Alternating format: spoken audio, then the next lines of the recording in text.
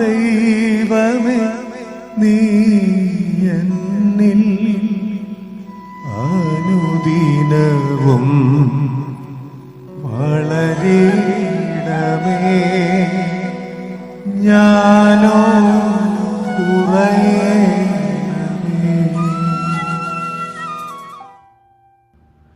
വിശുദ്ധ യോഹന്നാന്റെ സുവിശേഷം അധ്യായം 16. അക്കാലത്ത് യേശു തൻ്റെ ശിഷ്യന്മാരോട് അരുൾ ചെയ്തു, ഇപ്പോൾ ഞാൻ എന്നെ അയച്ച എൻ്റെ പിതാവിൻ്റെ അടുക്കിലേക്ക് പോവുകയാണ്. എന്നിട്ടും അങ്ങ് എവിടേക്ക് പോകുന്നുവെന്ന് നിങ്ങളിൽ ആരും എന്നോട് ചോദിക്കുന്നില്ല.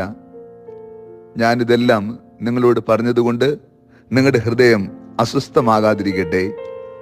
എങ്കിലും സത്യം ഞാൻ നിങ്ങളോട് പറയുന്നു, നിങ്ങളുടെ നന്മയ്ക്ക് വേണ്ടിയാണ് ഞാൻ പോകുന്നത്.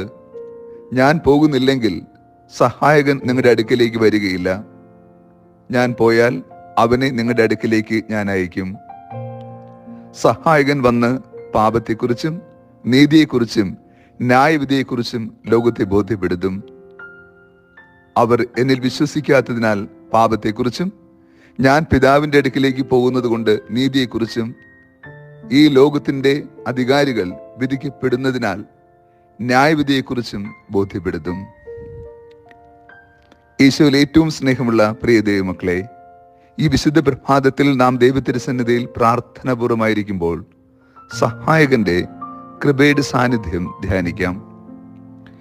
ക്രിസ്തു നമുക്ക് വാഗ്ദാനം ചെയ്ത വാഗ്ദാനങ്ങളിൽ ഏറ്റവും പരിപാവനമായ വാഗ്ദാനമാണ് പരിശുദ്ധാത്മാവ്. പരിശുദ്ധാത്മാവ് ദൈവത്തിൻ്റെ ശക്തിയാണ്. ആത്മാവിൻ്റെ ചൈതന്യത്താൽ നിറയുമ്പോൾ നാം ശക്തി പ്രാപിക്കുകയും സാക്ഷികളായി രൂപാന്തരപ്പെടുകയും ചെയ്യുന്നു. യേശു പറയുന്നു, നിങ്ങൾ ദുഃഖിതരാകേണ്ടതില്ല.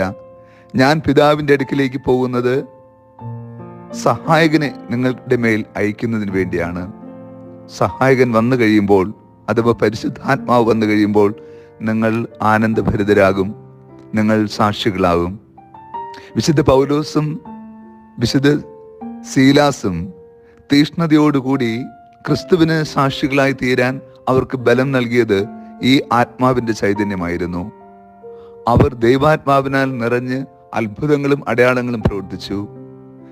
ധീരതയോടുകൂടി സത്യസുവിശേഷം ലോകത്തോട് വിളിച്ചു പറഞ്ഞു.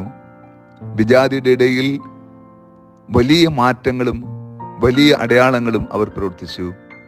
ദൈവത്തിന്റെ ശക്തിയേറെ സാന്നിധ്യം അവർക്ക് ബോധ്യമായി. തടങ്കലിൽ അടയ്ക്കപ്പെട്ടിട്ട് പോലും അവർ തങ്ങളുടെ ദൗത്യത്തിൽ നിന്ന് പിന്മാറുന്നില്ല. അവർ അടയ്ക്കപ്പെട്ട അതേ ദുരനുഭവത്തിൽ ക്രിസ്തുവിന് സാക്ഷ്യം നൽകിക്കൊണ്ടേയിരുന്നു. അവരുടെ സാക്ഷ്യം സത്യമായതിനാലും അവരുടെ സാക്ഷ്യം ദൈവാത്മാവിനെ നിറഞ്ഞതിനാലും ആർക്കും അവരെ തടഞ്ഞു നിർത്താനായില്ല. ആ സ്വരം ഭൂമിയുടെ അതിർത്തികളോളം എത്തുക തന്നെ ചെയ്തു. ഈ ഭൂമിയിൽ ദൈവാത്മാവിനാൽ നയിക്കപ്പെടുന്ന ആരെയും ആർക്കും നിരുത്സാഹപ്പെടുത്തുവാനോ അവരുടെ പ്രവർത്തനത്തെ തടയുവാനോ കഴിയില്ല. കാരണം സ്വർഗീയമായ പ്രവർത്തനമാണ് ആത്മാവിന്റെ പ്രവർത്തനം. അത് ചൈതന്യപൂർണമാണ്. അത് സ്നേഹത്താൽ ബലപ്പെട്ടതും ത്യാഗത്തിൽ തകർന്നു പോകാത്തതും തീഷ്ണതയിൽ നിലനിൽക്കുന്നതുമാണ്. അത് വിശ്വാസത്തിന്റെ പൂർണ്ണതയിൽ പ്രഘോഷിക്കപ്പെടുമ്പോൾ അനേക ഹൃദയങ്ങളെ ജ്വലിപ്പിക്കുവാൻ കാരണമാകും. ക്രിസ്തുവിന്റെ ആത്മാവ് സ്വീകരിച്ച ഓരോ വ്യക്തിയും ഈ കാലഘട്ടത്തിലും അപ്രകാരമായിരിക്കും. അവന്റെ വാക്കുകൾ ഇരുതല വാളിനേക്കാൾ മൂർച്ചയേറിയതായിരിക്കും. അവന്റെ പ്രവൃത്തികൾ ലോകത്തിന് വിരുദ്ധമായതായിരിക്കും. അവന്റെ ചിന്തകൾ സ്വർഗീയമായിരിക്കും. അവൻ ഈ കാലഘട്ടത്തിലും ദൈവത്തിന്റെ സ്നേഹത്തിന്റെ അടയാളമായി നിലകൊള്ളുക തന്നെ ചെയ്യും. സത്യാത്മാവിന്റെ പ്രവർത്തനം സത്യസന്ധമായി തുടരുവാൻ പരിശുദ്ധാത്മാവിന്റെ നിറവിൽ നിലകൊള്ളുക തന്നെ ചെയ്യും. ഈ ആത്മാവിന്റെ ചൈതന്യമാണ് ഈ കാലഘട്ടത്തിൽ ആവശ്യമായിരിക്കുക. ക്രിസ്തു വാഗ്ദാനം ചെയ്ത വാഗ്ദാനം വിശ്വസ്തമായ അവന്റെ കൃപ സ്വീകരിക്കുവാൻ നാം നമ്മുടെ ഹൃദയങ്ങൾ ഒരുക്കേണ്ടതുണ്ട്. നമ്മുടെ വാക്കും പ്രവൃത്തിയും ദൈവാത്മാവിന് യോജിച്ചതായി മാറണം. നമ്മുടെ ചിന്തകൾ, ഭാവനകൾ ദൈവ മനസ്സിന് അനുയോജ്യമാകണം. അപ്പോൾ നാം പരിശുദ്ധാത്മാവിന്റെ പ്രവർത്തനങ്ങൾക്ക് വിധേയപ്പെടുമ്പോൾ ദൈവം നമ്മുടെ മേൽ തൻ്റെ ശക്തിയും സഹായവും നൽകി ബലപ്പെടുത്തുക തന്നെ ചെയ്യും.